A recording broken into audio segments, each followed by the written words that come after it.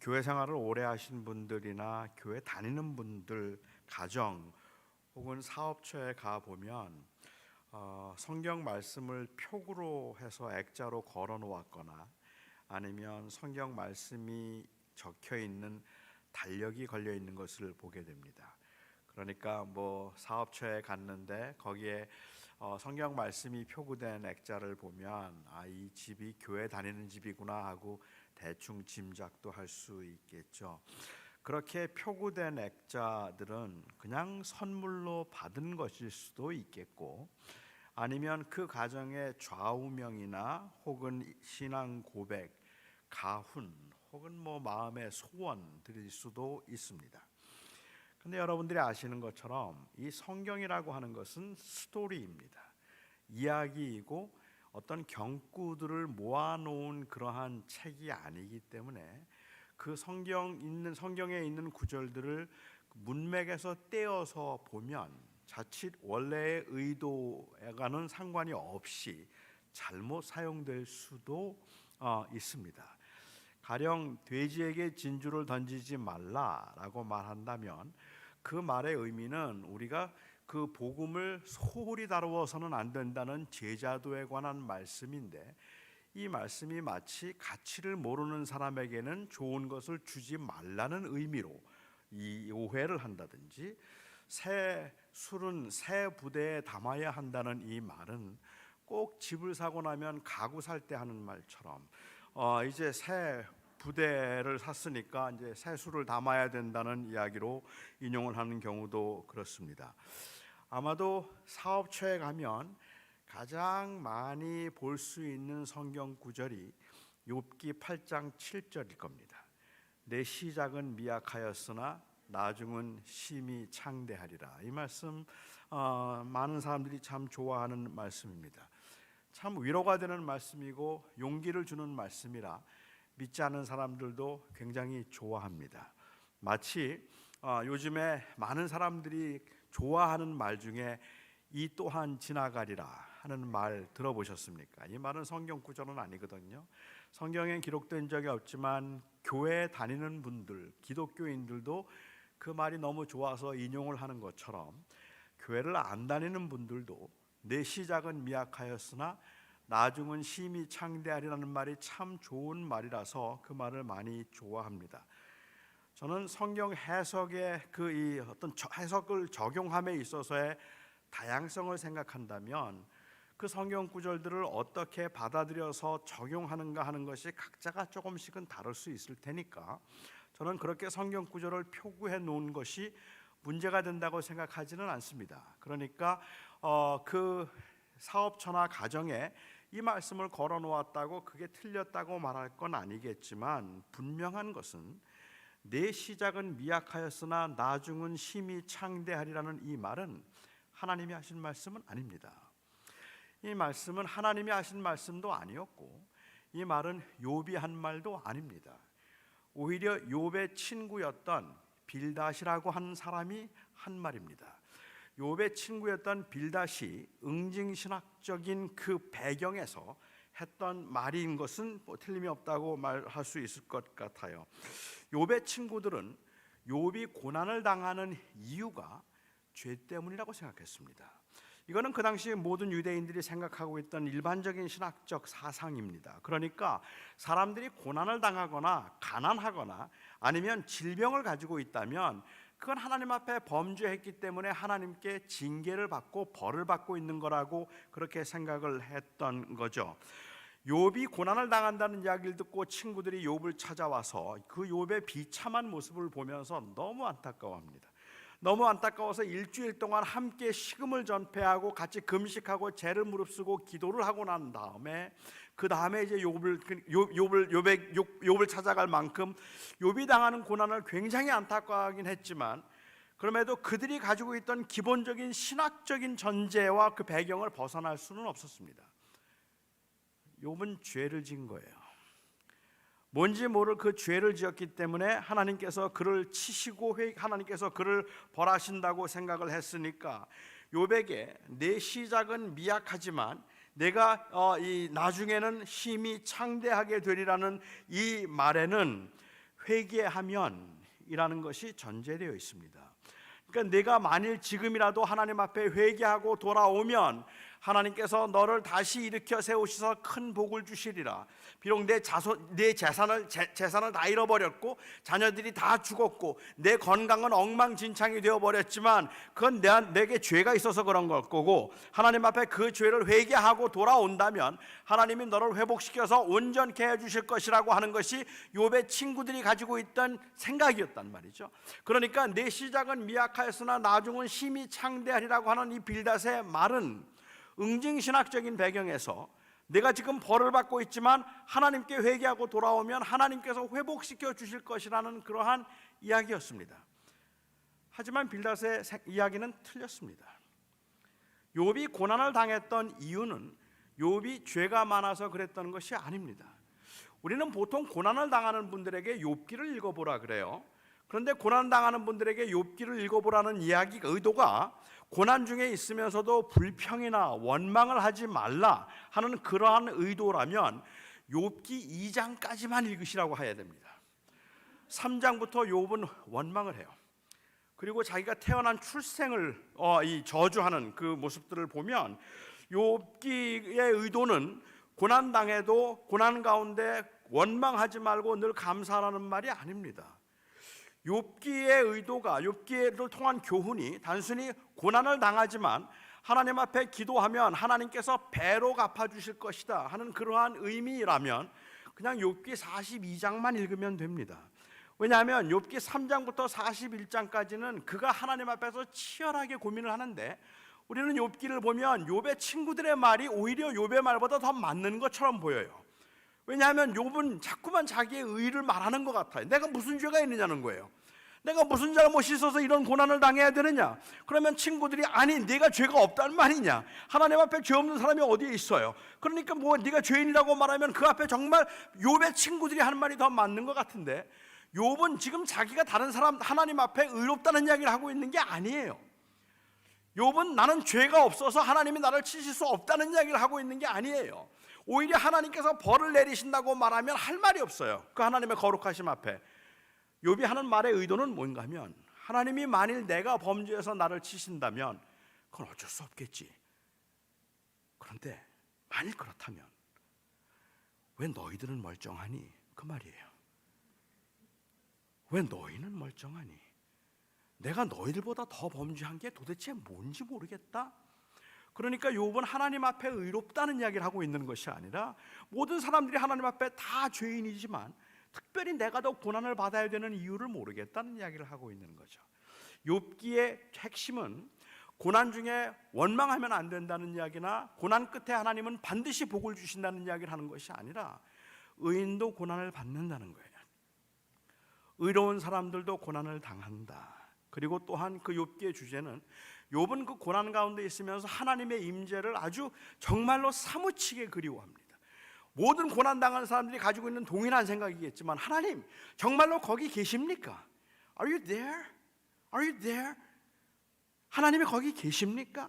하나님 계신데 왜 내가 이런 고난을 당하는 걸 그냥 내버려 두세요? 어찌해서 하나님 이렇게 힘든데 하나님이 정말로 이 모든 고난도 하나님의 뜻 안에 있는 겁니까? 하나님의 계획 안에 있습니까? 이걸 알고 싶은 거예요. 고난이 힘든 게 아니라 고난 가운데 자기가 경험하고 있는 이 일들이 하나님의 계획 안에 있는지 그게 궁금해요. 그게 알고 싶어서 그래서 하나님을 찾고 있는 거죠. 욥기 40장 41장에서 하나님께서 마침내 나타나셨을 때, 하나님께서 그에게 재물을 배로 주셨을 때가 아니라 하나님께서 그에게 다시 나타나셔서 그에게 말씀하실 때 욥의 문제가 해결됩니다. 욥은 그때 비로소 하나님이 나와 함께 하시는 것을 내가 알았습니다 라고 그렇게 고백을 하죠.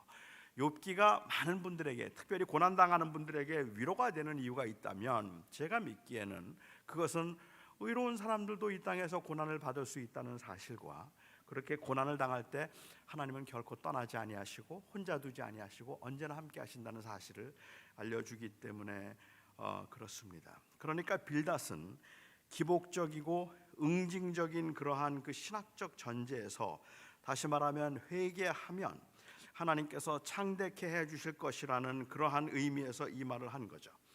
이 말이 하나님이 하신 말씀이 아니라 빌닷이 한 말이라는 것을 교회가 알고 있음에도 불구하고 그러한 그 잘못된 해석에 대해서 교회가 관대했던 이유는 어쩌면 우리 안에 있는 욕망의 합리화인지도 모르겠다는 생각이 듭니다. 어차피 좋은 말이잖아요. 그러니까 그냥 좋은 말이니까, 모두에게 용기를 주는 말이니까 괜찮다고 생각을 했는지도 모르겠다는 말이죠. 저희 집에는 표구된 성경 구절이 한 개도 없습니다. 그 성경 구절을 표구해 놓은 액자가 하나도 없어요. 말씀을 그렇게 사용하면 안 된다는 저의 신학적 신념 때문에 그런 게 아니라 아무도 선물을 안 해줘서, 그래서 저희 집에는 표구된 액자가 없습니다. 그런데 만일 저희 집을 말씀으로 다시 리데코레이트 한다면 어떤 말씀들이 좋을까요? 어떤 말씀을 어디에다가 붙여놓으면 제일 좋을까요? 우선 저는 저희 침실에, 제가 눈을 딱 떴을 때 보이는 곳에는 시편 127편 2절 말씀을 제가 거기에 걸어 놓을 겁니다. 여호와께서 그 사랑하는 자에게 잠을 주시는도다. 너무 좋잖아요. 저는 눈을 뜰 때마다 그 말씀을 묵상할 거고, 그리고 제 아내가 눈을 뜨자마자 보이는 그 벽에는 잠언 24장 33절이 좋습니다. 내가 좀 더 눕자, 좀 더 졸자, 두 손을 모으고 좀 더 자자 하면 빈궁이 도적같이 말이라. 그래서 제 아내는 항상 좀 더 졸자 하면 빈궁이 말이라는 말씀을 묵상하고, 저는 여호와께서 사랑하는 자에게 잠을 주신다는 말씀을 묵상하는 거죠. 식당은 어떨까요? 이 밥 먹는 그 다이닝룸에 제가 마주보는 벽에는 디모데전서 4장 4절이 좋아요. 모든 음식은 하나님이 지으신 바니 감사함으로 받으면 버릴 게 없느니라. 그 말씀 좋죠. 그리고 제 아내가 마주보는 벽에는 마태복음 4장 4절이 괜찮아요. 사람이 떡으로만 살 것이 아니요 하나님의 입으로 나오는 말씀으로 살 것이니라. 그 말씀을 제 아내는 좀 묵상할 필요가 있을 것 같아요. 아이들 방에는 잠언 13장 1절이 좋습니다. 지혜로운 아들은 아비의 훈계를 듣느니라. 그리고 화장실에는 빌립보서 3장 8절 괜찮겠죠? 내가 그를 위하여 모든 것을 잃어버리고 배설물로 여김은 그리스도를 얻기 위함이라. 자, 그렇다면 주방에는 어떤 말씀이 좋을까요? 주방에는 어떤 말씀이 좋을까? 제가 여러 교회를 다니면서 주방에서 가장 많이 본 말씀이 누가복음 16장 10절입니다. 네가 작은 것에 충성되면 큰 것에도 충성되고 작은 것에 불의하면 큰 것에도 불의하니라 하는 그 말씀입니다.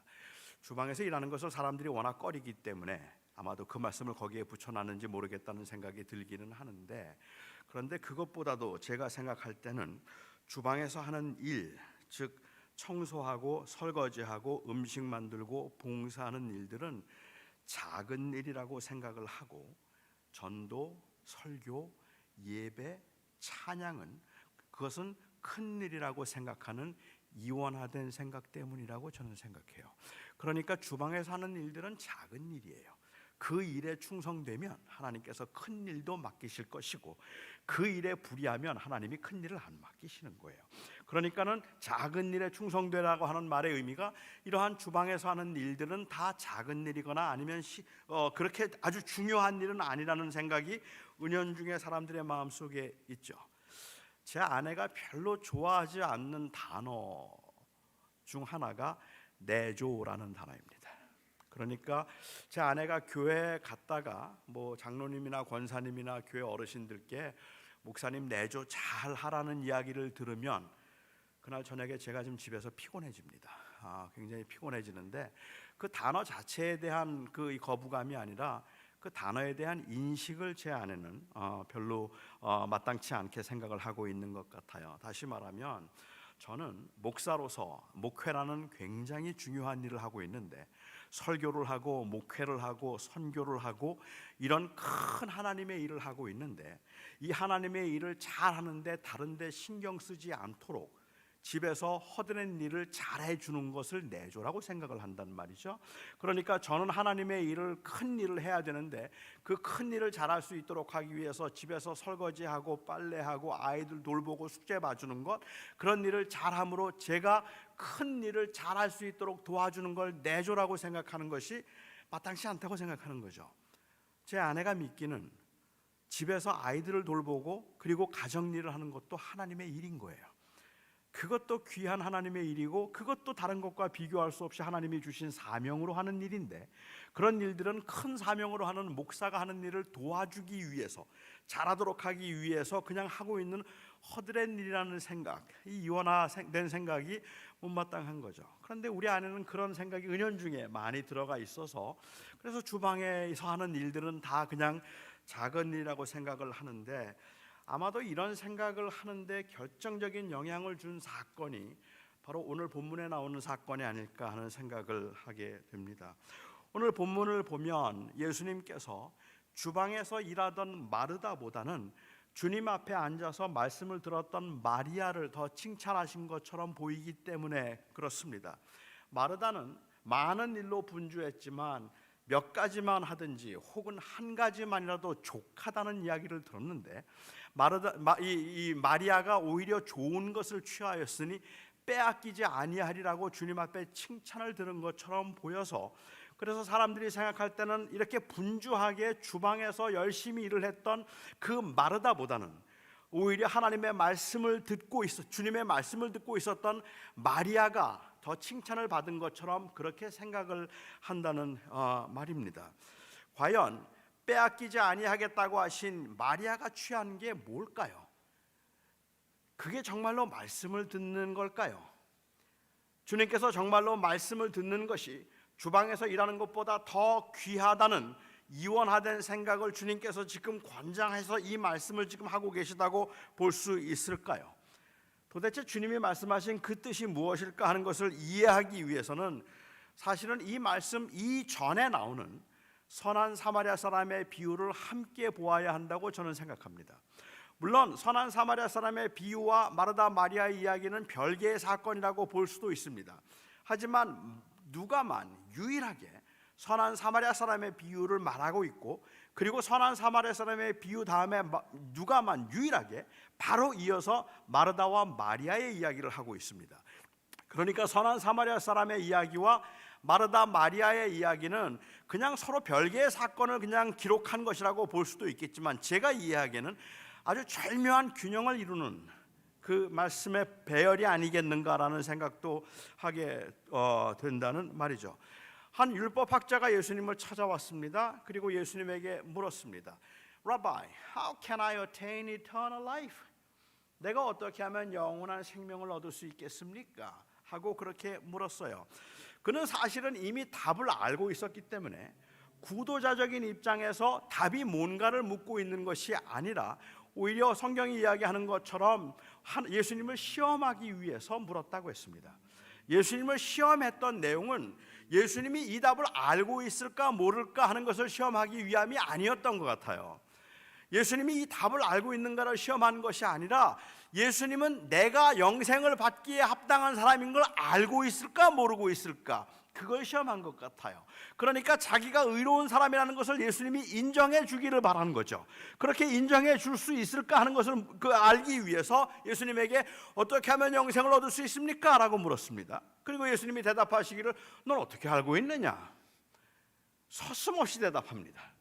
하나님을 마음을 다하고 뜻을 다하고 정성을 다해서 사랑하고 이웃을 내 몸과 같이 사랑하면 됩니다 라고 대답했어요. 답을 다 알고 있었잖아요. 예수님께서 그래, 내 말이 옳다, 그러면 가서 그대로 행하라 라고 했습니다. 그의 대답이 옳다는 이야기가 아니라 그가 의도하고 있는 적어도 의도하고 있는 그 안에서는 내가 말하는 게 그럴듯하다는 말입니다. 옳다, 가서 하라고 했습니다. 이 율법학자는 하나님을 마음을 다해서 사랑하는 건 괜찮은데 이웃을 사랑하는 걸 확인하고 싶었는지 모릅니다. 아니, 그것도 예수님을 시험하기 위해서였겠죠. 그래서 예수님에게 묻습니다. 누가 우리의 이웃입니까? 물었어요. 이건 이웃을 모른다는 뜻이 아니라 내가 지금 생각하고 있는 이웃에 대한 나의 이해가 맞다는 것을 드러내기 위해서 하는 말이었습니다. 누가 우리의 이웃입니까? 라고 그렇게 주님께 물었죠. 주님께서 이 비유의 말미에 하신 질문이 재미있습니다. 그 비유의 말미에 주님께서 하셨던 그 반문하는 질문은 무엇인가 하면, 내 생각에는 이 강도 만난 사람에게 누가 강도 만난 사람의 이웃이 되겠는가 라고 그렇게 물었습니다. 그러니까 누가 우리의 이웃입니까? 라고 묻고 있는 그 율법학자에게 예수님께서는 강도 만난 사람은 누구를 이웃이라고 생각할까? 라고 그렇게 반문하신 거죠. 이거는 당시 유대인들에겐 충격입니다. 왜냐하면 유대인들이 가지고 있던 이웃관을 생각해 보면 이웃을 사랑하는 건 어렵지 않아요. 저도 여러분들에게도 알려드릴 수 있어요. 이웃 사랑하는 거 쉽습니다. 이웃을 어떻게 정의하는가에 따라 달라진다는 말이에요. 누가 우리의 이웃입니까? 나하고 마음이 맞는 사람이 우리의 이웃이에요. 나하고 생각을 같이 하는 사람이 우리의 이웃이에요. 새누리교회 같이 다니다가 다른 교회 간 사람은 이웃이 아니에요. 새누리교회 계속 같이 다녀야 이웃이에요. 그리고 나하고 동일한 생각을 품고 있으면 이웃이라고 생각했기 때문에 창기 이웃일 수 없습니다. 세리 이웃 아니에요. 이방인들 이웃 아니에요. 자기들과 생각을 달리하는 사람은 다 이웃이 아니라고 생각을 한 상황이었거든요. 그러니까 누가 우리 이웃이냐고 말하면 대답은 간단해요. 나와 동일한 마음을 가지고 동일한 생각으로 나와 같이 함께 할 수 있는 사람들, 그들이 이웃인 거죠. 그런데 예수님의 비유는 뜻밖이었단 말이죠. 강도 만난 사람에 관한 이야기를 하고는 이 강도 만난 사람은 누구를 이웃이라고 생각할까?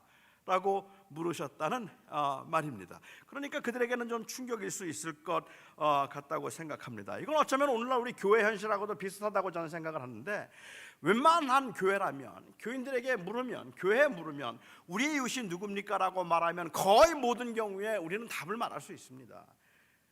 소외된 사람이 우리의 이웃입니다. 병든 사람이 우리의 이웃입니다. 가난한 사람, 약한 사람이 우리의 이웃입니다. 교회는 그렇게 말합니다. 그런데 정작 가난하고 병든 사람들은 교회를 이웃이라고 생각하지 않아요. 힘들고 외롭고 소외된 사람들은 교회를 이웃이라고 생각하지 않아요. 교회는 그들을 이웃이라고 부르는데 정작 어려울 때 교회가 찾아온 적이 없어요. 평소에는 너무 사이좋게 잘 지내다가 고난을 당하거나 사업이 어려워지면 떠나요. 그냥 그리고는 오히려 더 가까이 하지 않는 그러한 모습들 때문에 정작 고난을 당한 사람들은 이웃이라고 생각하는 경우가 드물겠죠. 오히려 주님께서 말씀하셨던 그 비유, 자, 누가 우리의 이웃입니까? 라고 묻는 질문에 저 고난 당한 사람은 누구를 이웃이라고 생각할까? 하는 이 질문은 굉장히 심오했다고 저는 생각을 합니다. 아무튼 선한 사마리아 사람의 비유를 보면 한 사람이 예루살렘에서 여리고로 내려가는 길에 강도를 만났습니다. 그리고 거반 죽게 되었습니다. 우리 본문에서는 강도 만난 사람이 누구인지를 정확하게 밝히지 않고 있습니다. 하지만 주님의 의도를 생각해 보면 강도 만난 사람이 유대인이었을 가능성이 저는 조금 더 높을 거라는 생각은 해요. 왜냐하면 사마리아 사람이었다면 사마리아 사람이 사마리아 사람을 돕는 건 당연하잖아요. 어쩌면. 그리고 유대인들이 그냥 지나친 이유가 사마리아 사람이었기 때문이라고 말한다면 또 그것도 그럴듯하잖아요. 그런데 유대인이었다면 이웃이라고 말하면서도 도와주지 않은 거잖아요. 그래서 아마도 유대인이었을 가능성이 높다고 생각하지만 본문은 그 이야기를 정확하게 하지 않으니까 그냥 한국 사람이었다고 해도 틀리지는 않습니다. 크게 차이는 없을 것 같아요. 예수님께서는 이 비유를 예루살렘에서 여리고로 내려가는 길에 일어난 일로 설정하고 있다는 것이 재미있습니다. 이 예루살렘에서 여리고까지 가는 길이 한 25km 정도 되는데, 그런데 험하기로 소문난 길입니다. 강도들이 자주 나타난다는 소문이 있었어요. 그리고 여리고는 당시에 제사장들과 그리고 레위인들이 가장 많이 살고 있던 도시입니다. 그러니까 예루살렘에서 여리고로 내려가는 길에 라는 이 말의 의미는 제사장과 레위인들이 종교적 의무를 다한 후에 라는 뜻입니다. 그들은 그곳에서 이미 교회 안에서 성전에 가서 예배를 다하고 제사를 다 드리고 하나님을 마음을 다해서 사랑하라고 하는 이 말씀을 지키고 난 후에 내려가는 길에 강도 만난 사람을 보게 되는 거죠. 그리고 그들은 그냥 지나쳤습니다.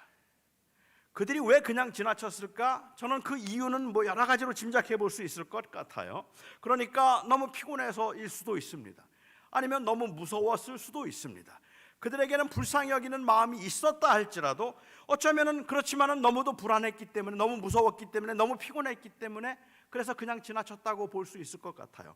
그런데 예수님께서 말씀하신 비유의 의도를 보면 종교적 이유가 있는 것 같다는 거예요. 일반 유대인들을 말씀하지 아니하시고 제사장이 지나갔고 레위인이 지나갔어요. 그 말은 여기에 주님께서는 종교적인 의미를 함축시키고 있다는 말입니다. 그들은 하나님을 마음을 다해서 사랑한 사람들이에요. 그러니까 하나님 앞에 온전하게 예배를 다하고 하나님을 사랑했는데 강도 만난 사람을 보고 그냥 지나쳐갔단 말입니다. 과연 그렇다면 그것이 그가 바른 행동인가 하는 것을 주님께서 말씀하고자 함이었다는 이야기죠. 하나님에 대한 사랑과 이웃에 대한 사랑을 이야기하면서도 주님께서는 이것을 대조시켜서 하나님을 사랑한다고 말하면서도 이웃을 사랑하지 않는 그들의 그 모순된 모습을 주님께서 지적하시는 거죠. 그리고 주님께서 말씀하신 건 내가 말하는 그 영생을 얻는 그 기준에도 너희들이 미치지 못한다, 그 얘기를 하신 거죠. 너희들 이웃 사랑하지 않았잖아. 오히려 거기에도 그들은 미치지 못한다는 것을 주님께서 말씀하기 위함이었다고 볼 수 있습니다. 그러니까 이웃을 사랑해서 그 이웃의 필요를 채워주지 않은 채 그냥 종교적인 의무를 다함으로 하나님을 사랑하면 된다는 그러한 그 고백의 문제점이 사마리아 사람의 비유에 나타난다는 말이죠. 자, 만일 그렇다면 그리고 나서 바로 이어서 기록된 이 마르다와 마리아의 사건을 어떻게 봐야 되느냐는 말입니다. 이 사건을 보면서 말씀을 듣는 것을 종교적인 행위로 보아서 주님의 말씀을 듣는 것이 주방에서 일하는 것보다 더 중요하다라고 말하면 사마리아 사람의 비유하고 상충된단 말이에요. 이해가 되시나요? 사마리아 사람의 비유에서 분명히 주님께서는 이것을 통해서 하나님을 사랑한다고 말하면서 이웃을 돌보지 않는 것의 문제점을 말씀하셨는데, 그런데 마르다와 마리아의 이야기가 단순히 말씀을 듣는 것이 이웃을 돕는 것보다, 주방에서 혼자 힘들게 버겁게 일하는 사람을 도와주는 것보다 더 나은 일이다, 그렇게 보는 것은 그것은 모순이라는 거죠. 스스로 모순이 되는 말씀일 거라고 볼 수 있을 것 같아요. 저는 그것이 주님이 의도하신 게 아니었다고 생각합니다. 말씀을 듣는 게 주방에서 일하는 것보다 더 중요하다는 뜻이 아니란 말이죠. 그러면 뭘까요? 누가는 그냥 한 마을이라고 했는데 요한복음에 보면 베다니라는 마을이었습니다. 예루살렘에서 한 2km 정도 떨어져 있는 그 베다니라고 하는 마을인데, 예수님은 명절마다 이 예루살렘에 가셨어요. 그렇게 명절에 예루살렘에 가실 때마다 꼭 들렀던 마을이 이 베다니라고 하는 마을입니다. 특별히 베다니에서도 예수님이 사랑하셨던 그 가족들, 마르다, 마리아, 그리고 나사로, 이 세 자매의 가족을 주님이 굉장히 사랑하셔서 그 집에 자주 들르셨던 것 같습니다. 한글 성경에서는 마르다를 언니라고 불렀어요. 그런데 실제로 영어 성경이나 원어를 보아도 그렇지만 여기 누가 언니인지는 모릅니다. 마르다가 언니일 수도 있고 마리아가 언니일 수도 있어요. 그냥 sister이라고만 그 번역이 되어 있기 때문에 정확하게 누구인지는 모르는데, 그런데 우리 한글 성경에서는 언니라고 번역합니다. 아마 그 이유는 그 잔치를 주관한 사람이 마르다라고 기록하고 있어서 마르다가 언니였을 것이라고 짐작하기 때문에 그런 것 같기는 해요. 그렇지 않다면 우리는 그냥 이 두 자매가 있었는데 이러면 영 관계가 껄끄럽잖아요. 저희는 만나면 제일 먼저 면허증을 펴봐야 되잖아요. 일단 나이가 확인돼야 내가 어떻게 대해야 될지를 알지 않겠습니까? 제가 워낙 동안이라 이렇게 보기에는 공 목사님하고 저하고 비슷한 연배처럼 보이는데 저는 공 목사님의 나이를 몰라요. 정확하게 몇 살이신지 잘 모르겠지만, 그렇지만 그냥 저보다 어리겠거니 생각하고 제가 좀 쉽게 대하고 있어요. 근데 나중에 보니까 저보다 나이가 더 많더라 이러면 큰일 나는 거죠. 그래서 좀 진작에 제가 그 주민등록증을 좀 펴보고 나이를 확인했으면 좋았을 뻔했다 생각하는데 제가 많죠 더. 제가 그렇습니다. 네, 이건 제 병이니까 어쩔 수가 없고요. 그래서 우리는 관계에 있어서 누가 더 나이가 많은가, 이게 굉장히 중요한 질문이에요. 그러다 보니까 이제 성경을 번역할 때도 우리는 마르다가 언니였다고 그렇게 번역을 하는 것 같은데 실제로는 누가 언니인지 모릅니다. 그런데 저는 마르다가 언니였다고 전제하고 예수님이 평소에 하셨던 것처럼 예수님께서 이 이번 명절 때도 오셔서 마르다와 마리아의 집에 방문하실 것임을 이들이 알고 있었다고 한번 전제하고 이 스토리를 한번 각색해 보도록 하겠습니다. 마르다와 마리아는 예수님이 이번 명절에 오시면 그 집에 들른다는 소식을 들었습니다. 너무 기뻤습니다. 너무 설레었습니다. 주님을 너무 사랑했기 때문에 그 긴 여행 끝에 며칠을 걸어서 오시는 그 주님, 이 주님의 피곤함 가운데 오실 텐데 뭘 해드리면 좋을까? 조금 더 잘해드리고 싶은 그러한 그 사랑의 마음이 그들에게는 가득했어요. 둘이 아마 의논을 시작했을 겁니다. 이번에 주님 오시면 뭐 해드릴까? 뭐 해드리면 주님이 좋아하실까? 어떤 음식을 해드릴까? 지난번에 보니까 탕수육 잘 드시던데 이번에는 팔보채에 양장피 어때? 그거 좋겠다. 그런데 지난번에 탕수육 드셨으니까 이번에는 갈비냉면이 어떨까? 오, 좋은 아이디어야. 그래, 이번에 주님 오시면 갈비냉면 해드리자. 그렇게 서로 이 손뼉을 마주치고 마음이 맞았어요. 그리고 한 자매가 말합니다. 근데 갈비냉면은 좀 약하지 않나? 그래도 냉면에는 녹두빈대떡이 있어야 되겠죠. 녹두빈대떡도 해드리면 어떨까? 빈대떡 주님 좋아하시겠다. 빈대떡도 하나 더 하기로 했어요. 냉면에는 빈대떡만 가지고는 안 돼요. 만두가 있어야죠. 만두도 좋겠네. 그래, 주님 만두 해드리자. 그래서 자매들이 기쁜 마음을 가지고 의논하면서 이번에 주님 오시면 갈비 냉면에 만두에 녹두빈대떡에 나물 몇 가지 해드리자 하고 그렇게 마음을 모았습니다. 하지만 너무너무 기뻤어요. 그리고 주님이 오셨습니다. 근데 여러분, 주님을 초청하는, 식사에 초대하는 일은 그렇게 쉬운 일이 아닙니다. 예수님을 식사에 초대하면 기본으로 따라오는 남자가 12이에요. 12이 따라와요. 그뿐만 아니라 동네의 유지들, 그리고 병든 사람들, 예수님의 도움을 필요한 사람들까지 들어오면 어김없이 잔치가 돼요. 하지만 그들은 기쁜 마음이죠. 드디어 주님이 오셨는데 그날도 어김없이 아주 식성이 좋은 12명의 남자를 데리고 들어오셨습니다. 그 손님들이 주님이 도착하자마자 마르다의 마음이 분주해지기 시작하는 거죠. 아무리 미리미리 준비를 한다 그래도 음식을, 전을 미리 부쳐 놓겠습니까? 국수를 미리 삶아 놓겠습니까? 얼마나 바쁘겠어요. 너무 바빴어요.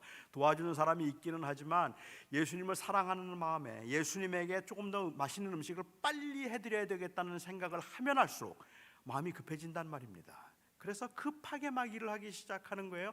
열심히 주님을 위해서 준비하는 그 음식을 만들라고 굉장히 바쁜데 한참 바쁘게 일하다가 보니까 마리아가 안 보여요. 마리아 어디 간 거야? 마리아. 이렇게 바쁜데 마리아 뭐 하는 거야? 마리아 찾았죠. 마리아를 찾으니까 한참 찾다 보니까 마리아가 예수님의 발 앞에 앉아서 말씀을 듣고 있는 거예요. 제가 짐작하기엔 그렇습니다. 마르다가 마리아를 보고는, 그리고는 아마 뒤에서 손짓을 했을 거예요. 눈을 마주쳤겠죠. 빨리 나오라고. 너무 바쁘니까 빨리 나오라고. 마리아가 마르다를 보고 난 다음에 본 척도 하지 않습니다. 그냥 말씀을 듣고 있어요. 너무 얄밉잖아요. 그렇게 말씀을 듣고 있는 거예요. 그 다음부터는 옆에 뒤에서 아무리 손을 흔들어도 본 척도 하지 않아요. 쳐다보지도 않습니다. 주님만 보고 있습니다. 그리고 말씀만 듣고 있어요. 마르다가 화가 나서 견딜 수가 없어서 마침내 주님을 찾아갔습니다. 그리고 주님에게 일렀습니다. 주님, 내 동생이 나 혼자 일하게 내버려 두는 것을 그냥 두시렵니까? 생각지 않으십니까? 내 동생에게 명하여, 마리아에게 명하여 나를 도우라 하소서. 힘들어 죽겠습니다. 근데 저 마리아가 저렇게 앉아만 있으니까 제발 마리아한테 말해서 날 좀 도와주라고 해주세요. 마르다는 예수님이 어떤 반응을 기대했을까요? 평소에 예수님이라면 예수님께서 어떻게 말씀하시는 게 예수님다웠을까요? 평소에 예수님 같았다면 제 생각엔 그래요. 주님께서 마리아를 책망하셨어야 돼요. 마리아, 너 솔직히 너무 얌치 아니냐? 저 언니 지금 저렇게 힘들게 지금 주방에서 일을 하고 있는데 너 혼자 이렇게 말씀을 듣겠다고 이렇게 앉아 있으면 그건 너무 얌체지. 나가서 언니 도와줘야지. 그게 주님답지 않은가요? 오히려 주님께서 마리아에게 말씀하시기를 말씀을 듣는 것도 좋지만 말씀을 듣는 것보다 행함이 더 중요하니라. 사랑에 관한 설교를 듣는 것보다 사랑을 실천하는 게 더 나은 거야. 나가서 언니 도와줘. 아니면 주님께서 그냥 그래 언니 너무 힘든 것 같으니까 좀 도와주고 너희들한테 내가 이따 저녁 때 다시 해줄게. 이게 주님 같지 않나요? 그런데 주님께서는 뜻밖의 마르다를 책망하신 것처럼 말씀하셔요. 너 너무 분주하다. 네가 몇 가지만 하든지 혹 한 가지만 해도 족한데 그런데 네가 너무 많은 일로 분주하구나. 너무 많은 일로 분주하구나. 마리아가 이 좋은 일을 취하였으니 빼앗기지 아니하리라 라고 말씀을 하셨습니다. 몇 가지만 혹은 한 가지만 해도 족하다는 이야기가 주님께서는 그냥 음식 한 가지면 된다는 뜻일까요? 김치찌개 하나면 됐지 뭘 그렇게 많이 차렸어? 주님은 그 성대한 이 밥상이 부담스럽다는 말씀이었나요? 주님은 정말로 먹는 것보다 말씀을 듣는 것을 더 좋아하셨다는 의미일까요? 그래서 마리아가 만일 취한 더 좋은 것이 말씀을 듣는 것이었다면 그날 주님 점심 못 드셨습니다. 마르다도 그럴 거 아니에요? 그래요 주님? 말씀을 듣는 것이 더 좋은 것이라면 저도 그러면 말씀 듣겠습니다. 그리고 앞치마 벗어 두고 주님 앞에 앉으면 되잖아요. 그게 주님의 말씀에 순종하는 거 아닙니까? 그런데 마르다가 그렇게 이해를 했고 다른 사람도 다 그렇게 했다면 다 주님의 말씀을 듣고 점심 차릴 사람이 없죠. 말씀을 그렇게 들었다면. 그런데 마르다는 주님의 말씀을 그렇게 이해하지 않았던 것 같아요. 주님께서 십자가에서 돌아가시기 전 마지막 유월절을 보내기 위해서 예루살렘에 가셨을 때 그때도 베다니에 들르셨습니다. 마지막으로 베다니에 들르셨을 때 그때는 마르다와 마리아의 집에서 식사를 하지 아니하시고 이 나환자였다가 고침을 받은 시몬이라는 사람의 집에서 식사를 하셨어요. 시몬이라는 집에 초대를 받아서 사람의 집에 초대를 받아서 식사를 하시는데 여러분 그날 마리아 뭐 하는지 아십니까? 마리아는 혁명적인 일을 합니다. 일반적으로 사람들은 마르다가 굉장히 주도적이고 그리고 굉장히 적극적이고 마리아는 명상적이고 그리고 조금 조용한 성격이라고 생각을 하시는데 제가 보기엔 정반대예요. 마르다는 그야말로 such a revolutionary figure. 혁명가예요. 그 당시에 남자들만 말씀을 듣는 것이 허락되었던 시대에 그런데 여성으로서 남자들만 모여 있는 곳에 말씀을 듣겠다고 앉아 있는 것도 혁명이고 그런 이 마리아를 그냥 듣도록 해주신 예수님의 그 행위도 혁명이고 함께 말씀을 들었던 제자들도 혁명적인 거예요. 그 당시 문화에서는 허락되지 않는 일이에요. 그런데 마리아는 거기서 말씀을 듣고 있었단 말입니다. 이날 마리아가 한 일은 그야말로 혁명적인 일입니다. 주님의 장사를 준비하는 일이었으니까. 남자들과 같이 앉아서 주님께서 말씀을 나누고 있을 때 마리아가 들어왔습니다. 그리고는 향유병을 깨뜨렸어요. 그리고 향유를 예수님의 발에 부었습니다. 머리를 풀었습니다. 그리고 그 머리털로 주님의 발을 씻겨드렸습니다. 그 당시 문화에서 사람들이 많은 곳에서 여성이 머리를 푼다는 것은 창녀의 행위입니다. 금지된 행위입니다. 하면 안 되는 겁니다. 그런데 그 마리아는 예수님의 장사를 준비하기라도 하는 듯이 주님을 사랑하는 마음 때문에 머리를 풀어서 주님의 발을 씻겨드리는 놀라운 일을 했습니다. 그때 마르다 뭐 하고 있었을까요? 요한복음 12장에 보면 마르다는 일을 하고 있었는데 라고 기록해요. 그런데 그 일을 했다는 말을 대부분의 학자들은 여기에 일을 주방일이라고 생각합니다. 여전히 주방에서 일을 하고 있었어요. 여전히 음식 만드는 일을 하고 있었단 말입니다. 도대체 마르다는 배움이 없는 여자입니까? 도대체가 순종을 모르는 여성입니까? 그만큼 망신을 당했으면 이제 주님 발 앞에서 말씀을 들어야지. 또 주방에 가 있어요? 아니요. 마르다는 그렇게 이해하지 않았어요. 마르다가 변한 것이 있습니다. 이제는 더 이상은 마리아가 뭘 하든지 상관하지 않아요. 이제는 마리아가 뭘 하는가에 의해서 그의 마음이 흔들리지 않아요. 그냥 주님을 기쁘시게 하겠다고 주방에 들어가서 일하기 시작한 그 이후부터 그냥 그 일을 할 수 있는 거예요. 마르다의 행위가 크게 달라지는 게 없다는 말입니다. 마리아가 취한 좋은 것은 말씀을 듣는 것이 아니라 여전히 주님을 보고 있는 겁니다. 주님이 마르다를 보시면서 염려하셨던 것은 주님을 기쁘시게 하겠다고 시작한 일이라서 열심히 음식을 만들고 많은 걸 장만하면서 주님을 기쁘시게 하겠다고 시작을 했는데, 일을 하는 중간에 마리아가 보이기 시작하는 거예요. 그 마리아 때문에 주님을 더 이상은 못 보게 된 겁니다. 원망과 짜증과 불평이 생기기 시작하고, 나를 도와주지 않는 사람들이 못마땅하고 도대체 왜 사람들은 나를 알아주지 않는가 하는 것에 대한 그 원망이 더 깊어지기 시작했단 말입니다. 주님을 사랑해서 주님을 위해서 섬기겠다고 시작한 일이었는데 그게 그만두게 생겼어요. 누구 때문에? 마리아 때문에, 사람들 때문에. 사람이 눈에 보이기 시작하면서부터는 기쁨은 불평으로 바뀌고 그리고 원망으로 바뀌기 시작했단 말입니다. 마리아가 좋은 걸 취했다고 주님께서 말씀하시는 건 단순히 말씀을 듣는 것이 좋은 것이라는 의미가 아니라, 마리아는 여전히 지금 나를 보고 있지 않니? 라는 거예요.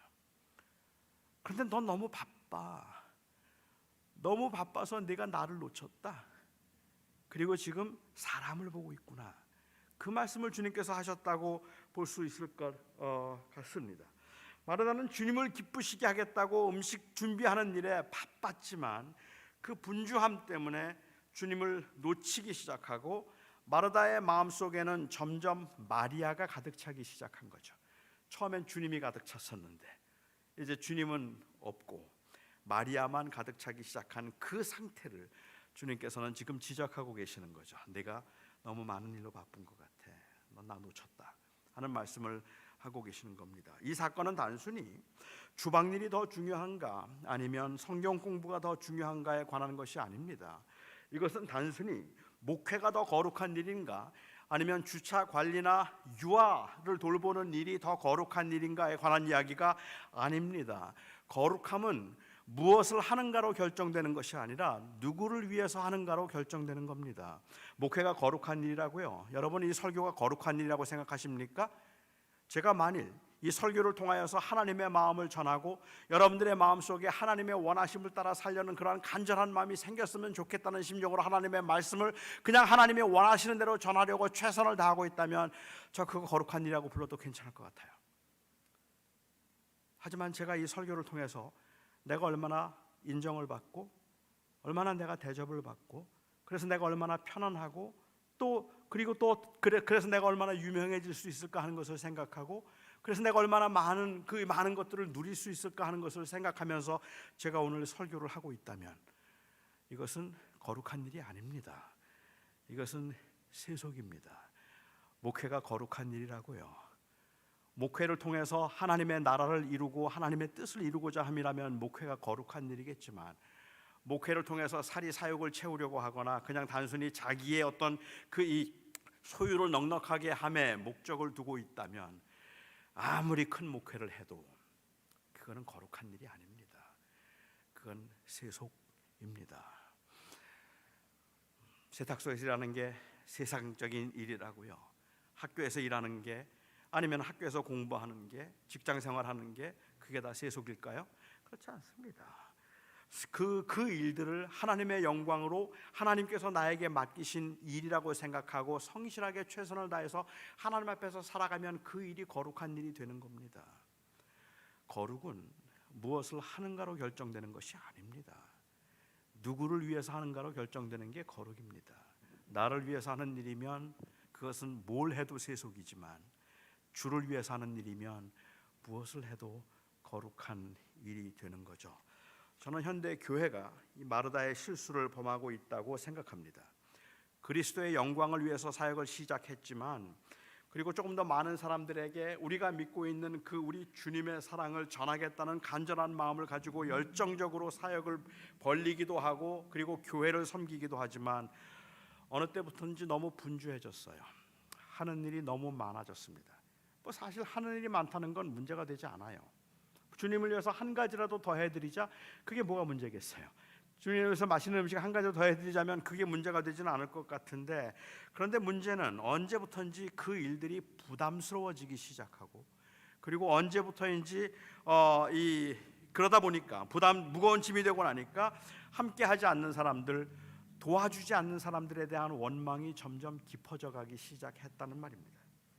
어쩌면 그것보다 더 큰 문제는 주님을 기쁘시게 하며 주님을 섬기겠다고 시작한 이 일이 결국은 자기의 의와 성취가 되어서 성공이 목표가 되고 또한 형통이 동행의 증거가 되므로 주님을 놓치는 일들이 발생하게 되었다는 말입니다. 제가 처음 신학교 가자고 다짐하고 고등학생 때 헌신하고 그리고 대학을 졸업하자마자 신학교에 갔을 때 지금 돌이켜보면 그때 제 마음에는 그냥 좋은 목사가 되고 싶었어요. 하나님의 말씀을 잘 공부하고 그리고 정말 하나님을 위한 하나님의 일꾼이 되겠다는 그러한 마음이 더 컸습니다. 저는 26년 목회를 미국에서 하고 은퇴를 했습니다. 26년 목회를 마친 다음에 여러분들이 저에게 목회하는 동안에 뭐가 제일 힘들었느냐고 물어요. 그때는 잘 몰랐는데 은퇴를 하고 나서 돌아보니까 26년 목회하는 동안에 저에게 제일 힘들었던 일은 주님만 보는 일이었습니다. 너무 많은 사람들이 보였어요. 내가 언제 울었나? 내가 언제 웃었나? 내가 언제 흥분해서 들떴었나? 내가 언제 좌절하고 낙심했었나? 내가 언제 목회 안 하겠다는 마음을 이제 그만하겠다는 생각을 내가 했을까? 거의 대부분은 사람을 볼 때였습니다. 사람 때문에 웃었고 교회 성장하면 좋았어요. 사람들이 저를 인정해주면 너무 좋았어요. 흥분해서 제가 뭐라도 된 줄 알았다가 그러다가 성장이 좀 멈추는 것 같으면 갑자기 우울해지기 시작하죠. 그리고 교회가 제 생각에는 교회가 굉장히 빨리 아주 크게 성장할 줄 알았는데 교회가 서서히 성장하고 빨리 성장하지 않으면 제 친구들의 교회가 클 때 더 화가 나요. 근데 그렇게 다른 교회들이 성장하는 그러한 성장이 더디다고 생각될 그때 저는 거의 모든 경우에 우리 교회 장로님들을 원망했어요. 나는 괜찮은 목사인데 나를 안 도와줘서 이렇다고. 나만 좀 잘 받쳐주면 내가 진짜 잘할 건데라는 이러한 허황된 생각을 가지고 저를 바라보기 시작하고 주변에 있는 사람들을 보기 시작하고 그 다음부터는 짜증이 나기 시작하는 거예요. 그 다음부터는 재미가 없는 거예요. 그러다가 갑자기 또 교회가 막 성장하고 그럴 때는 또 신이 나요. 재미가 있어요. 그러니까 돌아보면 내가 언제 기뻤지? 그리고 목회하면서 뭐가 제일 힘들까 생각하면 지속적으로 주님을 바라보고 주님 앞에서 나를 돌아보는 것, 그게 제일 힘든 일 같아요. 자꾸 사람이 보이니까. 마르다처럼 되기가 어렵지 않다는 거예요. 주를 위해서 시작한 일인데 마리아가 보이기 시작하면 그 다음부터는 일이 재미가 없으니까 원망스럽기만 하기 때문에 그런 거죠. 어쩌면 현대 교회는 너무 굉장히 분주하고 바쁜 가운데 있으면서 가장 본질을 놓치고 있는지도 모르겠다는 생각이 들 때가 있습니다. 이건 뭐 만들어낸 이야기니까 사실은 아니겠지만 어느 외로운 할머니가 한 분 계셨다 그래요. 이 할머니가 너무 외로워서 친구가 필요했습니다. 그 친구를 만들기 위해서 애완용 동물을 파는 가게에 갔어요. 그리고는 내가 친구가 필요하고 말벗이 필요해서 그러니까 말 잘하는 앵무새 한 마리만 달라 그랬습니다. 그래서 말 잘하는 앵무새를 한 마리 샀어요. 사면서 거듭 확인했어요. 이 앵무새 말 잘하죠? 그럼요, 말 잘합니다. 그래서 앵무새를 사가지고 갔는데 다음날 할머니가 가게로 다시 찾아오셨어요. 그리고는 말해요. The parrot doesn't talk. 앵무새가 말하지 않아요. 아, 그래요? 정말 죄송합니다. 혹시 새장 안에 거울이 있나요? 거울 없는데요. 새들은 거울에 비치는 모습을 보며 친구하고 말하듯이 말을 잘합니다. 거울 하나 들여놓으세요. 거울을 보면 말을 할 겁니다. 거울 사가지고 왔습니다. 다음날 할머니가 다시 가게로 찾아오셨어요. 아직도 말 안 해요. 정말 미안합니다. 혹시 새장 안에 그네 있나요? 그네 없는데요. 새들은 그네를 타고 기분이 좋아지면 말을 합니다. 그러니까 아마 기분이 우울해서 그럴 테니까 그네를 하나 갖다 놓으시면 새들이 그네를 타다가 기분 좋아서 말할 겁니다. 그네 사가지고 왔습니다. 다음날 할머니가 또 오셨어요. 아직도 말 안 하는데요. 정말 죄송합니다. 새장 안에 혹시 사다리 있나요? 사다리 없는데요. 새들은 사다리를 오르락내리락 하면 기분이 정말 좋아져서 수다쟁이가 될 겁니다. 사다리 하나 들여가시죠. 별로 마음에 내키지 않았지만 사다리를 사가지고 갔습니다. 다음날 할머니가 또 오셨습니다. 안색이 완전히 달라졌어요. 전혀 다른 모습. 주인이 묻습니다. 새가 말하던가요?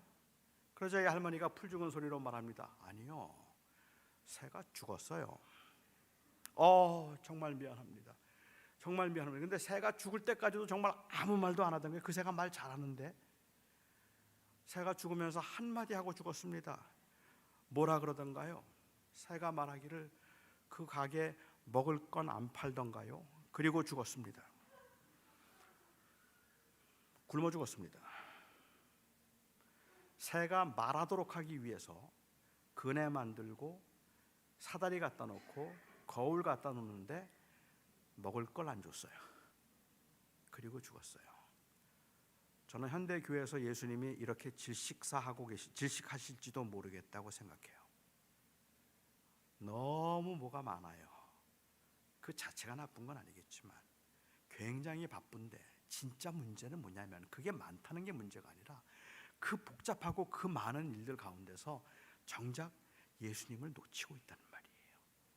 처음에 가졌던 그 기쁨이 어디로 갔는지 모르겠고, 처음에 섬기며 봉사할 때 가졌던 그 즐거움들이 어디에 있는지 모르겠고, 제가 요즘에 교회들을 많이 다니게 되는데요, 교회를 다니면서 오랫동안 교회 생활을 했던 분들을 보면서 느끼는 공통된 점이 하나 있습니다.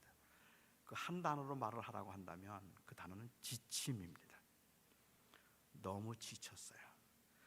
제가 LA에서 목회를 할 때도 저희 교회, 이제 다른 교회에서 오시는 분들이 많이 계셨는데, 다른 교회에서 오시는 분들이 저희 교회 오시면 저에게 늘 했던 말이 있습니다. 목사님, 저 여기서는 아무것도 안 할 겁니다. 그러니까 아무것도 시키지 마세요. 만약에 나한테 뭐 시키면 나 딴 교회 갈 겁니다. 그러니까 아무것도 시키지 마세요 라고 그렇게 말을 해요. 그 말을 들을 때마다 사실 제 마음속에는 좀 안타까움이 있는 거예요. 이 말은 다르게 이야기를 하면 열심히 나름대로 했는데 상처를 받았단 말이에요. 사람들에게 상처받고 마음에 상처받고, 그게 알아주지 않아서일 수도 있겠고, 아니면 그것이 너무 열심히 한다고 다른 사람들이 또 질투해서일 수도 있겠고, 어떤 이유든 간에 마음에 너무 깊은 상처를 받고 나니까, 그리고 나니까 마음속에 드는 생각은 이제 그만하자는 생각이 더 많이 드는 거예요. 조용히 그냥 예배 출석만 하면 됐지 무슨 봉사 자꾸 해봐야 마음이 상하기만 하지. 그 교회를 오래 다니려면 일하지 않아야 오래 다닌다고 생각을 해요. 일 시작하는 순간부터 마음이 다칠 거니까. 저는 그게 안타까웠어요. 그래서 교회 생활을 하면서 사실은 그래서 지쳐서 아무것도 하지 않으려는 분들이 많았고 기쁨이 없는 거죠. 반면에 열심히 봉사하는 분들에게도 기쁨이 없어요. 아무리 해도 결과가 나타나지 않는다는 것 때문에, 열매가 보여지지 않는다는 것 때문에, 아니면 사람들에게 그것이 제대로 드러나지 않는다는 사실 때문에, 인정받지 못한다는 것 때문에 하기는 하는데 기쁨이 없고, 인정을 받으면 어김없이 교만해지더라고요. 사람들이 인정해 주는 순간에 또 어김없이 주님을 놓치게 되더라는 말입니다. 저는 우리가 섬김에 있어서 우리는 멈출 수 있는 사람들은 아닙니다. 주님께서 마르다에게 하셨던 이 말씀의 의도는 그러니까 일 좀 그만해, 그게 아닙니다. 주님이 말씀하셨던 의도는 넌 나 놓치면 안 된다 하는 그 말입니다. 주를 위해서 열심히 살든, 그리고 또한 우리에게 주어진 한 가지 일을 하든 몇 가지의 일을 하든, 우리가 항상 돌아보고 살펴보아야 되는 것은 내가 주를 섬기는 이유는, 그리고 내가 이 자리에서 예배하는 이유는 예수 그리스도이어야 하는 겁니다. 다른 이유가 아니어야 한다는 거죠. 최근에 많이 나오는 이야기들 중에 이제 교회에서도 많이 하는 이야기 중에 내려놓음에 관한 이야기들을 많이 해요. 내려놓음. 그래서 내려놓음 아니면 자기 비움, 이것이 관한 이야기를 많이 하는데, 저는 굉장히 좋은 이야기이긴 하지만 조금 아쉬움이 있습니다. 내려놓음으로 이야기를 하면, 제가 생각하기에는, 제가 틀렸으면 용서해 주십시오, 제가 생각하기에는 내려놓음은 목사들보다는 스님들이 좀 나아요. 스님들이 더 많이 내려놓고 사는 분들이에요. 뭐 싸움을 많이 한다 어쩐다 그래도 역시 목사들보다는 스님들이 조금 더 많이 내려놓기 때문에 요즘에는 기독교인들 중에도 스님의 강연을 찾아가는 사람들이 많습니다.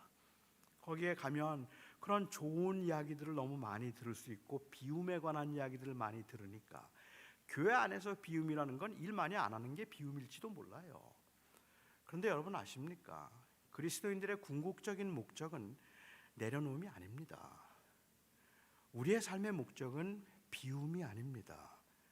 우리는 내려놓음이 목적이 아니라 올려드림이 목적인 사람들입니다. 우리는 비움이 목적이 아니라 채움이 목적인 사람들입니다. 그러니까 우리는 그냥 단순히 내려놓고 있으면 되는 게 아니에요. 우리는 최선을 다해서 그리스도로 올려드리고 싶은 거예요. 내려놓음은 올려드림의 수단이지 내려놓음 자체가 우리의 궁극적 삶의 목적이나 가치가 될 수는 없다는 말입니다. 미국에서 20세기 초반에 교회가 좀 도덕적으로 타락했다고 생각했던 사람들이 있습니다. 어려운 사람들과 가난한 사람들을 돌보아주지 않고 그냥 복음 전도에만 열정을 내고 있는 그 교회가 도덕적으로 타락했다고 생각을 해서 그래서 도덕적으로 우리가 다시 회복되어야 된다고 생각하던 그러한 그 무브먼트가 소셜 가스펠 무브먼트입니다. 이 사회 복음 운동이 일어났는데 이 소셜 가스펠 무브먼트의 주도적인 역할을 했던 사람 중에 한 사람이 찰스 셸던 목사입니다. 이 찰스 셸던 목사가 쓴 책 중에 고전이죠. 지금도 우리 한국 사람들에게도 많이 읽히고 있는 예수님이라면 어떻게 하셨을까? In His Steps라는 책입니다. 그 책에서도 보여주는 것처럼 이러한 이 상황에서 예수님이라면 어떻게 도덕적으로 사셨을까 하는 것에 관한 이야기를 하고 있어요. 저는 굉장히 중요한 메시지라고 생각은 해요. 하지만 최근에 미국 복음주의 입장에서 마이클 홀튼이라든지 아니면 몇몇 복음주의 신학자들이 주장하고 있는 건 예수님이라면 어떻게 하셨을까? WWJD, What would Jesus do? What would Jesus do? 그런데 이건 굉장히 중요한 그 토픽이긴 하지만 WWJD를 말하기 전에 WHJD를 말해야 된다. What has Jesus done? 예수님은 나를 위해서 무엇을 하셨는가? 이것이 예수님이라면 어떻게 하셨을까를 끌어가는 질문이 되어야 한다는 거죠. 즉 그리스도께서 나를 위해서 십자가에 죽으심으로 하나님이 나의 하나님이 되시고 내가 이제는 그 그리스도의 은혜 가운데 살아가는 하나님의 제자가 되었다는 이 What has Jesus done의 근거가 우리의 섬김의 근거가 되어야 된다는 말을 하고 있는 겁니다.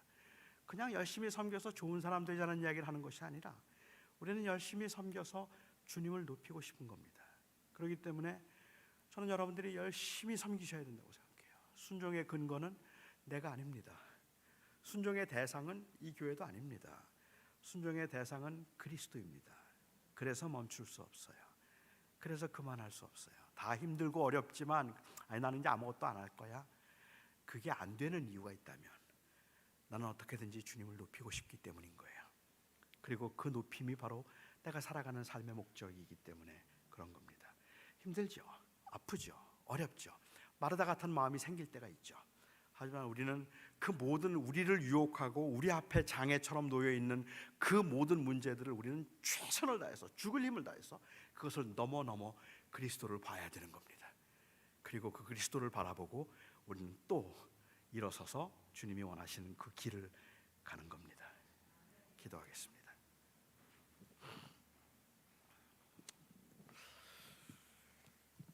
이 시간에 우리가 잠깐 같이 기도하는 시간을 좀 가졌으면 좋겠습니다. 이민교회 어디에 가나 비슷하겠지만 어쩌면 새누리교회도 그렇지 않을까 싶은 마음이 있는데 솔직히 좀 지치죠. 이제 좀 그만했으면 좋겠다 생각되기도 하고 이젠 좀 다 그냥 조용히 살고 조용히 있고 싶다 하는 마음이 생기기도 하잖아요. 저는 그 마음을 충분히 이해할 수 있습니다. 충분히 이해할 수 있습니다. 얼마나 그 관계가 힘든지 그리고 교회에서 섬긴다는 게 얼마나 터프한 일인지 제가 알 것 같아요. 그런데 우리는 그렇게 멈출 수 있는 사람들은 아니에요. 우리 안에 있는 그 생명 때문에 우리는 힘들고 버겁고 때로는 그냥 아무도 안 봤으면 좋겠다는 생각이 들 때가 있지만 우리는 그 자리에 머물러 있을 수 있는 사람들이 아니에요. 왜냐하면 우리는 우리의 삶을 통해서 그리스도를 영화롭게 하고 싶기 때문에 그렇습니다.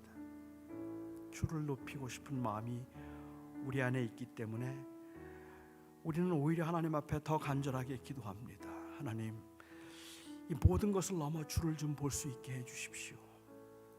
너무 지치고 상한 제 마음을 주님께서 만져주셔서 이제 또 다시 주를 섬길 수 있게 해주십시오. 오히려 그 기도가 간절한 사람들입니다. 이 시간에 우리 같이 기도할 때 하나님, 제 마음을 새롭게 하여 주시고 주께서 주신 그 은혜로 저의 마음을 만지셔서 제가 다시 그리스도를 주목하며 제 자리에서 일어설 수 있게 하소서. 같이 기도하면 좋겠습니다. 우리 한 목소리로 함께 기도하겠습니다.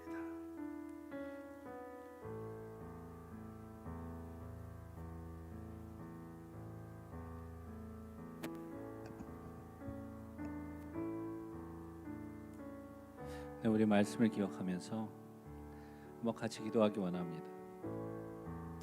여러분의 마음을 한번 살펴보세요. 내가 처음에는 주님을 바라보기 시작했는데 어느 순간부터 사람이 보이고 주님과 나 사이에 장애물이 생기고 어느 때는 불편함이 생기고 내가 정말 주님을 바라보고 있는지, 아니면 어느 순간엔 주님마저도 사라지고 그 자리에 내가 있지는 않은지, 이 시간 조용히 한번 나의 마음을 자세히 보세요.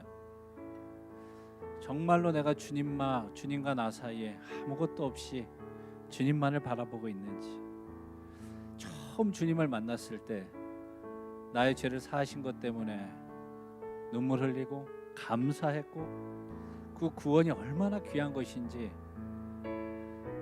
그리고 눈을 떴을 때 세상이 완전히 달란 세상처럼 보였던 그때가 있을 것입니다. 그래서 헌신하기 시작했고 봉사하기 시작했고 기도하기 시작했고 찬양하기 시작했습니다. 그런데 어느 순간 주님과 나 사이에 그 사람이 끼어들기 시작했고, 주님과 나 사이에 어느 순간에는 그 인간이 끼어들기 시작했고, 또 어느 순간 주님과 나 사이에 내가 소망하는 것들, 내가 계획하는 것들이 끼어들기 시작했습니다. 그러면서 주님만 바라보겠다고, 주님만 의지하겠다고 살았던 나의 삶이 어느 순간은 세상으로 흘러가고, 또 어느 때는 한 사람 때문에 믿음마저, 교회가 여기밖에 없나? 주님이 나를 사랑하지 않으시는 것 같아. 그런 마음 때문에 떠났던, 또 그리고 주 앞에 있더라도 너무 지쳐서 힘들어서 주님 왜 저만 해야 됩니까? 왜 저만 해야 됩니까? 그런 마음으로 우리가 있지 않았는지 나의 마음을 한번 자세히 보십시오.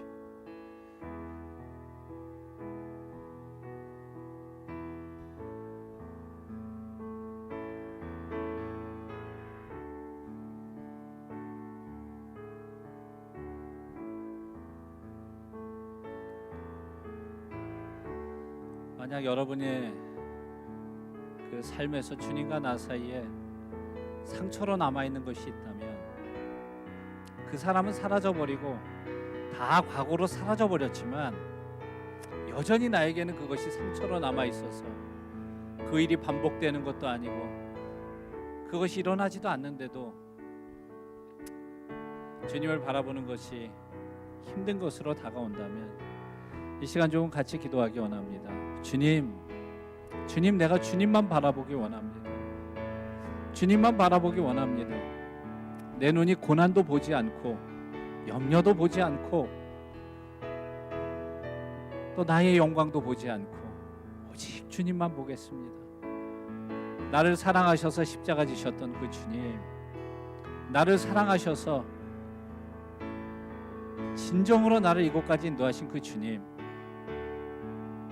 그리고 내가 너무 주님의 사랑이 기뻐서 주님이 나의 삶에 간섭하시고 들어오셨다는 것만으로도 기쁘게 살았던 그때 삶을 기억하면서 주님이 이제는 상처도 극복하고 지친 것도 극복하고 오직 주님만 바라보며 주님이 주시는 기쁨을 누리겠습니다.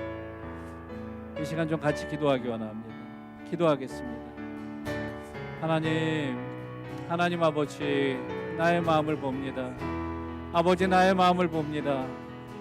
아버지, 내가 주님을 바라본다고 하면서, 주님을 의뢰한다고 하면서, 사명의 사람이라고 하면서도 나와 주님 사이에 너무나 많은 것들이 있었습니다. 마르다와 같이 처음엔 주님을 기쁘게 해드리기 위해서 일을 시작하였으나 어느 순간 마리아가 보이기 시작했습니다. 아버지, 그것 때문에 분노했고 화냈고 나만 손해보는 것 같아서 너무나도 마음이 아팠습니다.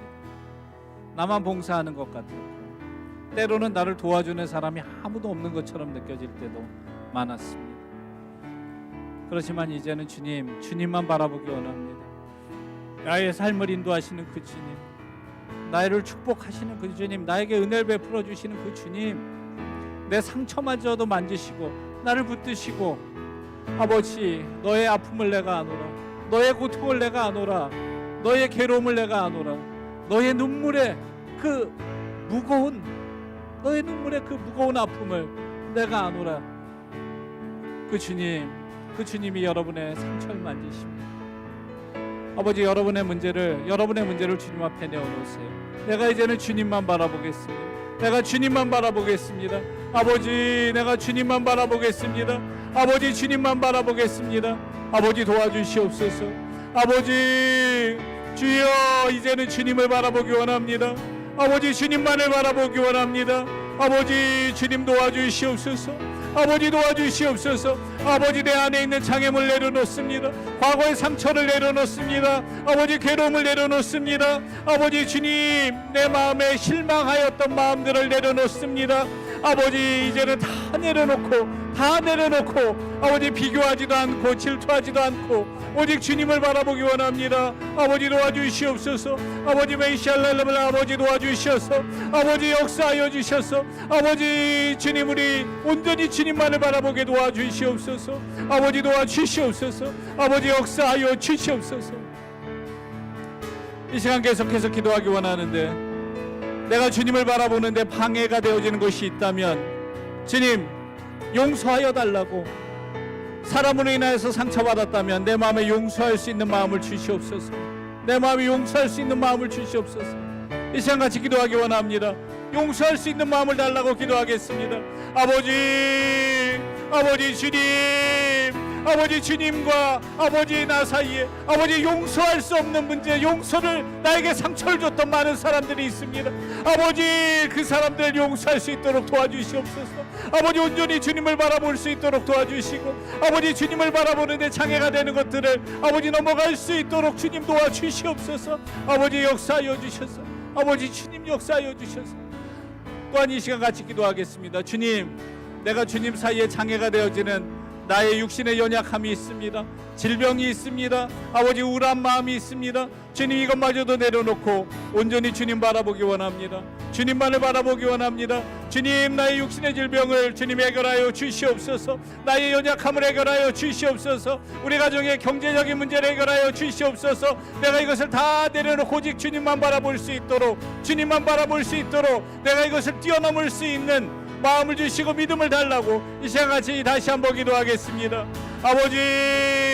아버지 주님 도와주시옵소서. 아버지 도와주시옵소서. 아버지, 주님을 바라보는데 장애물이 있습니다. 아버지, 나의 육신적인 연약함으로 장애물이 되어집니다. 아버지, 가정의 문제가 장애물이 되어집니다. 아버지, 경제적인 어려움이 장애물로 다가옵니다. 아버지, 주님, 이것들을 다 내려놓고 다 뛰어넘고 나아갈 수 있도록 주님 역사하여 주시옵소서. 아버지, 나는 부족하지만, 나는 연약하지만 아버지, 주님께서 도우실 때 이 장애물을 뛰어넘을 수 있는 줄 믿습니다. 아버지, 피할 길을 여시는 주님의 은혜를 통하여서 피할 길을 통해 아버지, 것들을 뛰어넘는 것을 우리가 믿습니다. 아버지, 그런 믿음의 사람으로 살아갈 수 있도록 아버지, 우리를 붙들어 주시옵고 아버지, 역사하여 주시옵소서. 아버지, 주님 붙들어 주시고, 아버지, 주님 붙들어 주시고, 아버지, 내가 어떤 순간에도 주님을 바라볼 수 있도록 주님 도와주시옵소서. 하나님, 한 번도 나를 실망시킨 적 없으시고 언제나 공평과 은혜로 나를 지키셨네. 오 신실하신 주, 오 신실하신 주.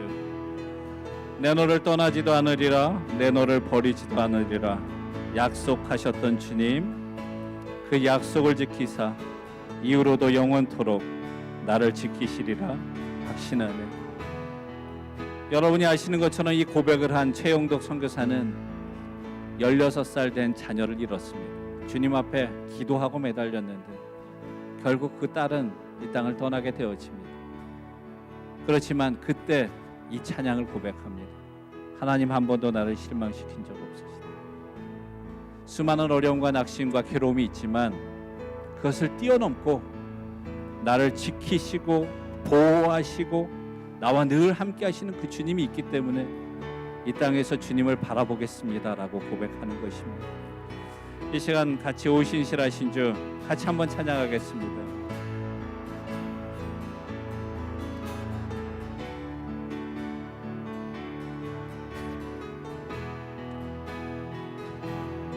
하나님 한 번도 나를 실망시킨 적 없으시고 하나님 한 번도 나를 실망시킨 적 없으시고 언제나 공평과 은혜로 나를 지키셨네.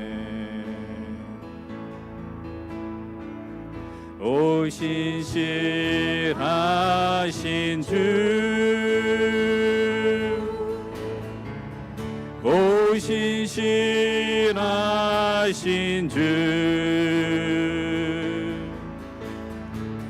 내 너를 떠나지도 않으리라. 내 너를 버리지도 않으리라. 약속하셨던 주님, 그 약속을 지키사 이후로도 영원토록 나를 지키시리라 확신. 지나온 모든 세월들, 지나온 모든 세월들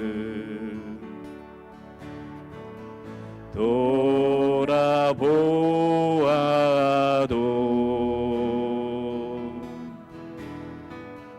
그 어느 것 하나 주의 손길 안 미친 것 전혀 없네. 오 신실하신 주, 오 신실하신 주, 오 신실하신 주, 오 신실하신 주, 내 너를 떠나지도 않으리라. 내 너를 떠나지도 않으리라. 내 너를 버리지도 않으리라. 약속하셨던 주님, 약속하셨던 주님, 그 약속을 지키사 이후로도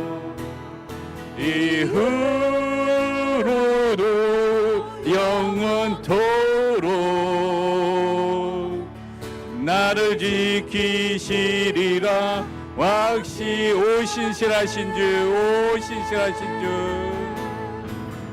오 신실하신 주, 오 신실하신 주, 내 너를 떠나지도 않으리라. 내 너를 버리지도 않으리라. 약속하셨던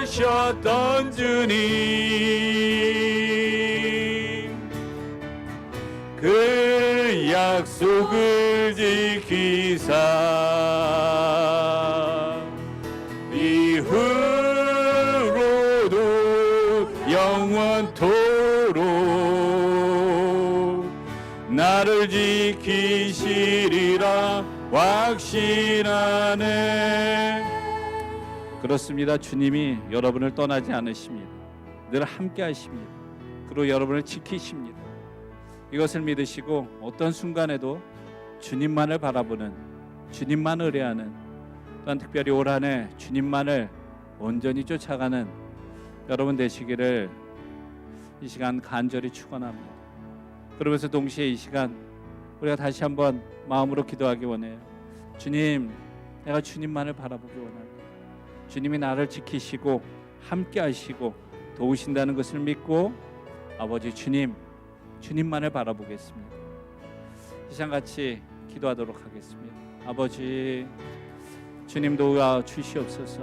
우리가 어떤 때에라도 어떤 고난의 순간에도 아버지 주님만을 바라보게 하여 주시고 주님만 의뢰하게 하여 주시고 아버지 주께 맡기고 나아갈 수 있도록 아버지 우리를 도와주셔서 아버지 고난의 순간에도 낙심의 순간에도 온전히 주님만을 바라볼 수 있도록 허락하여 주시옵소서. 주님께서는 우리의 간구를 들으시고 우리에게 은혜를 베풀어 주심을 믿습니다. 아버지 그것을 의지하며 온전히 나아갈 수 있도록 아버지 축복하여 주시고 아버지 주께 맡기고 나아가는 우리의 삶 될 수 있도록 허락하여 주시옵소서. 아버지 주께 모든 것 맡기는 삶, 의뢰하는 삶이 우리의 삶이 될 수 있도록 아버지 역사하여 주시옵소서.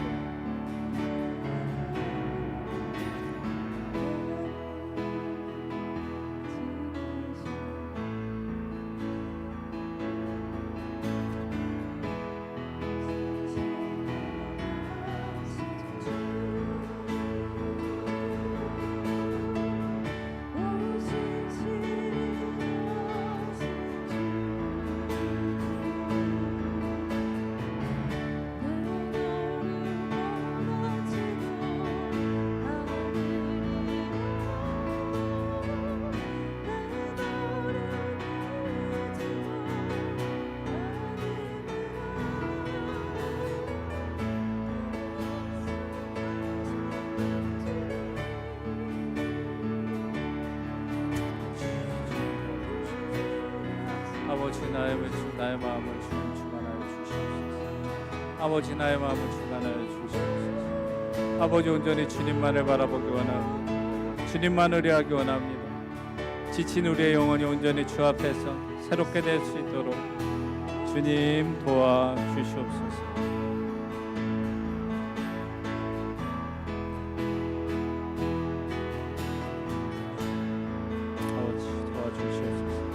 아버지 도와주시옵소서. 아버지 역사하여 주시옵소서. 아버지 우리를 붙들어 주시옵소서. 아버지 도와주시옵소서. 아버지 주와 나 사이에 가로막힌 것이 너무나 많습니다. 아버지 처음으로 가졌던 마음을 우리가 가질 수 있도록 도와주시옵소서. 아버지 새해, 아버지 첫 시간에 아버지 우리가 처음으로 가졌던 그 마음, 주님이 나를 사랑하시고 구원하셨던 그 첫 마음을 가질 수 있도록 도와주시옵소서. 아버지 우리의 삶에 아버지 너무나 많은 것들이 주와 나 사이에 있었습니다. 아버지 그걸 내려놓을 수 있도록 도와주시옵소서. 아버지 그런 마음들을, 그런 문제들을 다 내려놓고 온전히 주님과 나 사이에 아버지 놀라운 일들, 아버지 주님만을 바라볼 수 있도록 아버지 도와주시옵소서. 아버지 도와주시옵소서.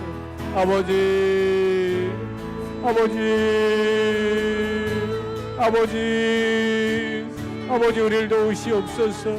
아버지 주와 나 사이에 많은 장애물들, 아버지 괴로움들, 상처들, 아픔들 아버지 다 내려놓을 수 있도록 도와주시옵소서. 아버지 주님 도와주시옵소서. 아버지 도와주셔서 아버지 우리의 아버지 마음을 상처를 만져주셔서 아버지 온전히 주만 바라볼 수 있도록 아버지 주만 바라볼 수 있도록 아버지 주님만 바라볼 수 있도록 주님 도와주시옵소서. 아버지 주님을 바라보지 못했던 나의 삶을 아버지 주 앞에 회개합니다. 아버지, 우리가 온전히 주님을 바라보지 못했던 모습들을 회개합니다. 아버지, 나의 삶으로 인하여서, 나의 욕심으로 인하여서, 나의 욕망으로 인하여서 아버지 주께 맡기지 못했던 나의 삶, 아버지 주님을 바라보지 못했던 아버지 나의 삶을 용서하여 주시옵소서. 아버지 온전히 주님만 바라볼 수 있도록 허락하여 주시고, 아버지 주님만 의뢰할 수 있도록 허락하여 주시옵소서.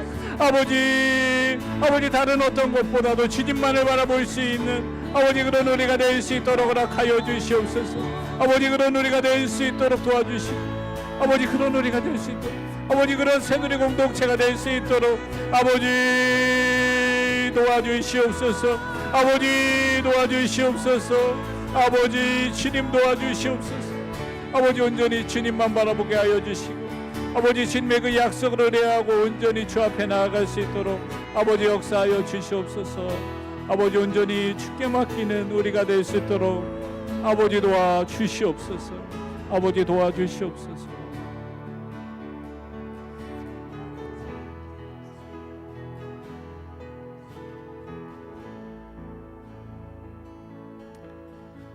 여호와께서 내 음성과 내 간구를 들으심으로 내가 그를 사랑하는도다. 그의 귀를 내게 기울이셨으므로 내가 평생에 기도하리로다. 여호와는 은혜로우시며 의로우시며 우리 하나님은 긍휼이 많으시도다. 여호와께서는 순진한 자를 지키시나니 내가 어려울 때에 나를 구원하셨도다. 주께서 내 영혼을 사망에서, 내 눈을 눈물에서, 내 발을 건지심에서 건지셨나이다. 내가 크게 고통당하였다고 말할 때에도 나는 믿었도다. 여호와여, 나는 진실로 주의 종이요 주께서 나의 결박을 부셨나이다. 아버지, 우리가 세상의 모든 결박들을 내려놓고 오직 주님만 바라볼 수 있도록 축복하여 주시옵소서. 우리 마음 가운데 있는 장애물들을 내려놓고 뛰어넘고 용서하고 오직 주만 바라보는 우리 새누리 공동체가 될 수 있도록 축복하여 주시옵소서. 이제는 우리 주 예수 그리스도의 은혜와 하나님 아버지 무한하신 사랑과 성령님의 감동 내주 교통하심의 은혜가 온전히 주님만을 바라보며 처음 가졌던 마음으로 여전히 주님을 신뢰하며 믿기를 결단하는 사랑하는 모든 주의 백성 위에, 자녀 위에, 가정 위에, 하는 일들 위에 이제로부터 영원토록 함께 하시기를 간절히 축원하옵나이다.